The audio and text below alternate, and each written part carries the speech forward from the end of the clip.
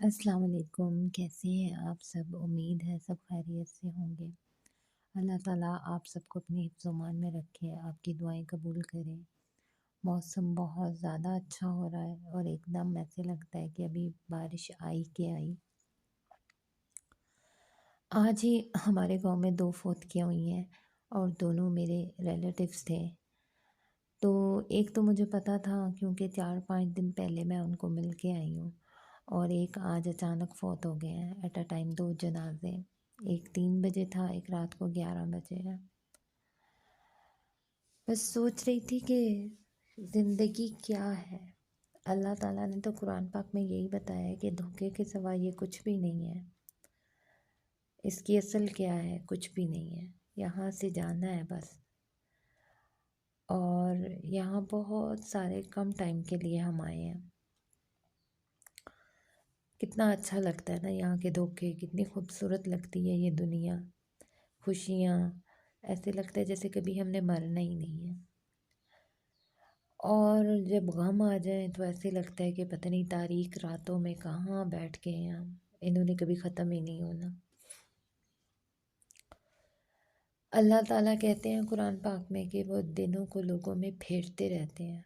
कभी अप है, कभी डाउन है, कभी मीडियम है, लेकिन है सब धोखा।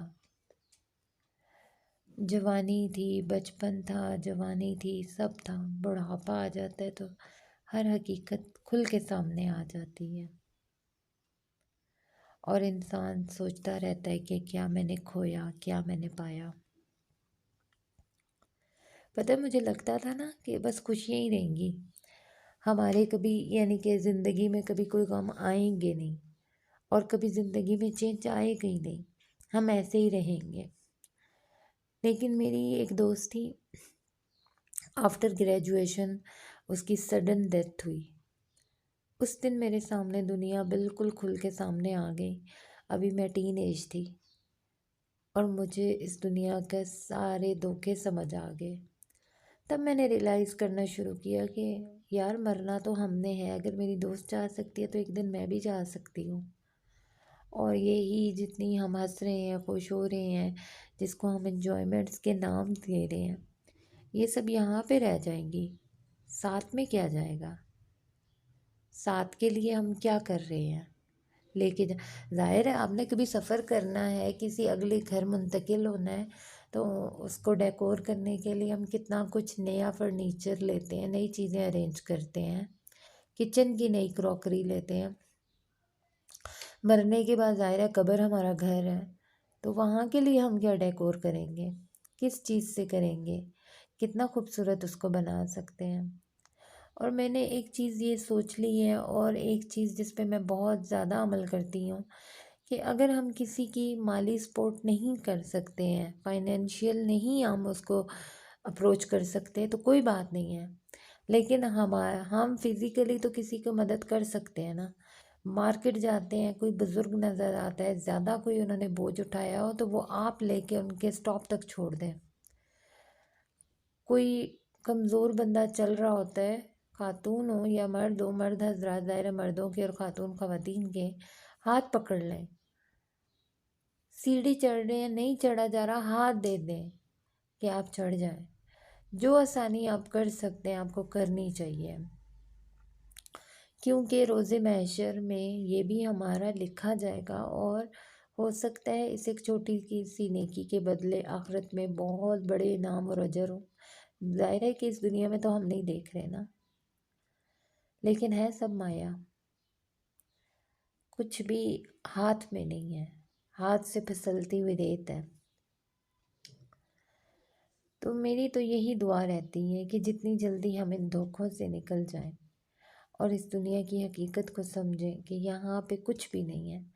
तो ये जो आप गम दिल से लगा लेते हैं, ये जो इश्क मशूकियों में आप पड़ जाते हैं, और ये जो आप अपनी जवानियाँ बर्बाद करने पे लग जाते हैं, गलत करते हैं। इश्क अल्लाह के लिए है। मोहब्बत हो सकती है इंसानों से, अल्लाह की मखलूक़ात से, लेकिन इतना दिल ना लगाएं कि वो भूल जाए, आखिरत भूल जाए और इस दुनिया के धोखे में आप खुद को कहीं भूल जाए। اگر آپ نے خود کو بھلا دیا تو یقین کریں کہ کوئی بھی آپ کے ساتھ نہیں کھڑا ہوگا، آپ کو واپس لانے کے لیے بہت ہی کوئی اللہ کا ولی بندہ ہوگا جو آپ کے ساتھ کھڑا ہو کے آپ کو واپس اس مقام پہ لے آئے۔ ایسا کبھی نہیں ہوتا۔ اپنے آپ کو ضائع مت کریں، اس دنیا کے دھوکے کو سمجھیں، لوگوں کے دھوکے رویے کو سمجھیں۔ کسی کے ساتھ برا کریں نہیں تو آپ کے ساتھ برا ہوگا بھی نہیں۔ اچھا سوچیں لوگوں کے بارے میں، جو مدد کر سکتے ہیں ضرور مدد کیا کریں۔